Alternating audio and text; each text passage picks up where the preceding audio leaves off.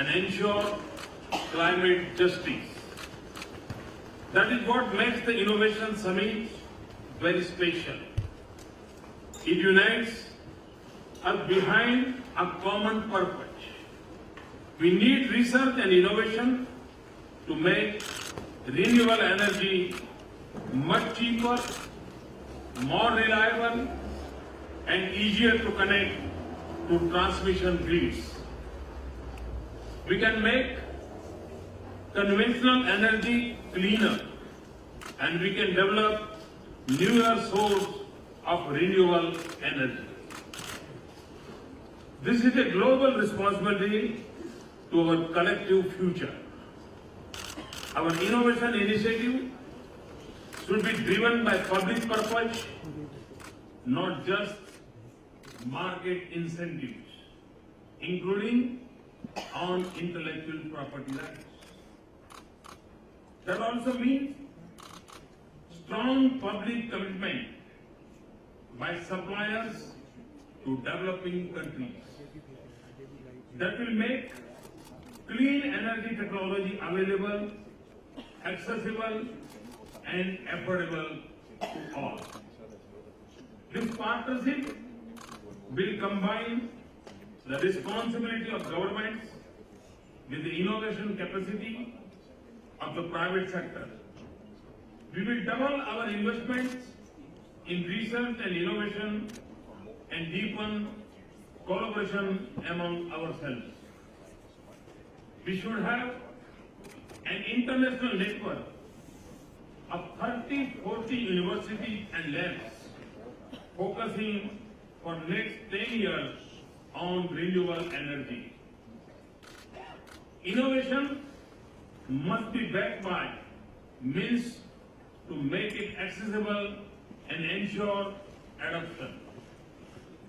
We have succeeded in the post with hunger and disease.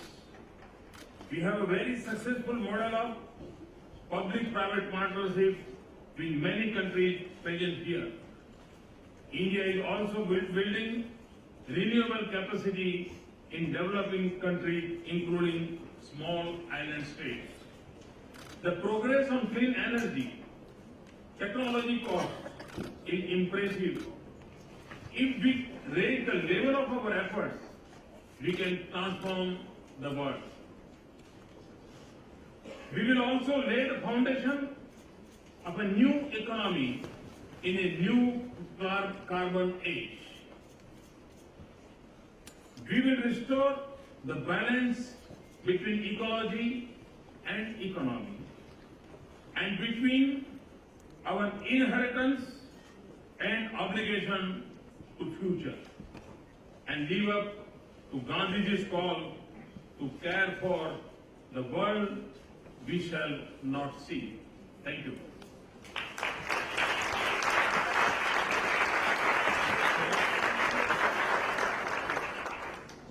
Le président de la République des États-Unis d'Amérique.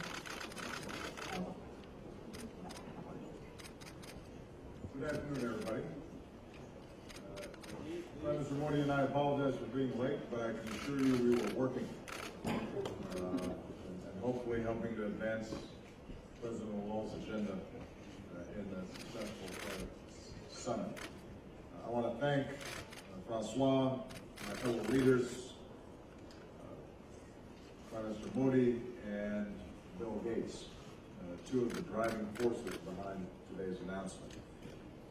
We're here because we recognize the urgency of climate change, and we believe that it's something that we can all do about it, as long as we work together.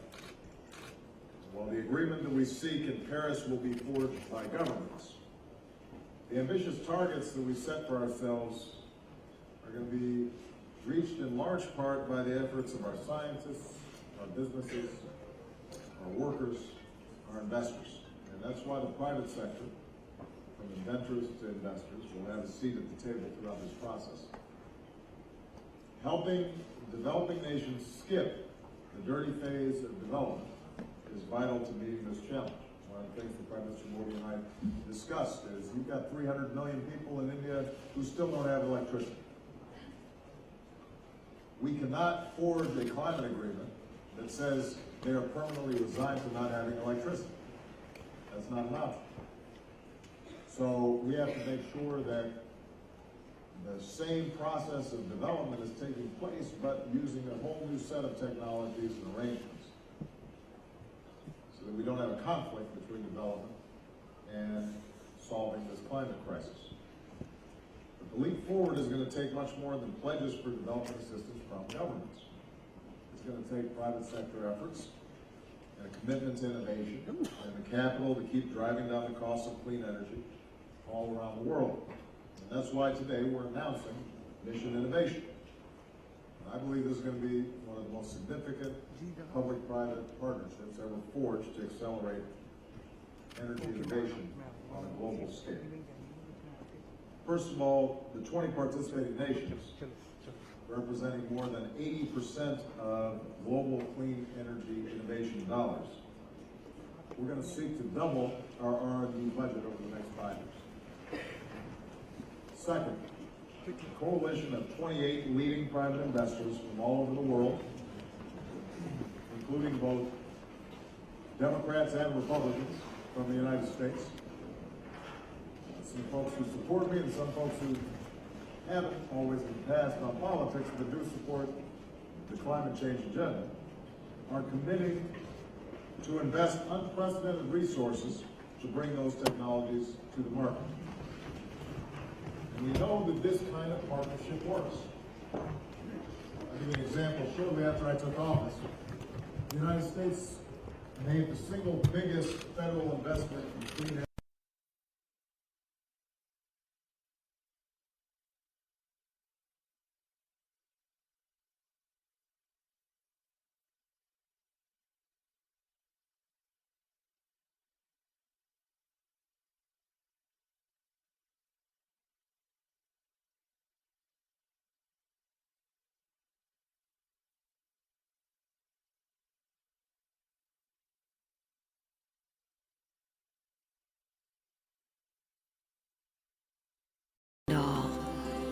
Peace and harmony everywhere and in everything. Peace, true and real peace. Let that peace repose in my inner space.